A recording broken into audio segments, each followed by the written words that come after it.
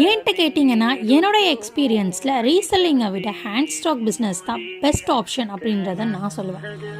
This is சுல்ஃபியா from அல்ஃபதா ஹிஜாப். அஸ்ஸலாமு அலைக்கும் வரஹ்மத்துல்லாஹி வபரகாத்துஹு. எவ்வளோ இன்வெஸ்ட்மெண்ட் பண்ணுனா நமக்கு ஹேண்ட் ஸ்டாக் பிஸ்னஸ் பண்ணலாம் அப்படின்ட்டு நம்மக்கிட்ட நிறையா பேர் கேட்டிருக்கீங்க.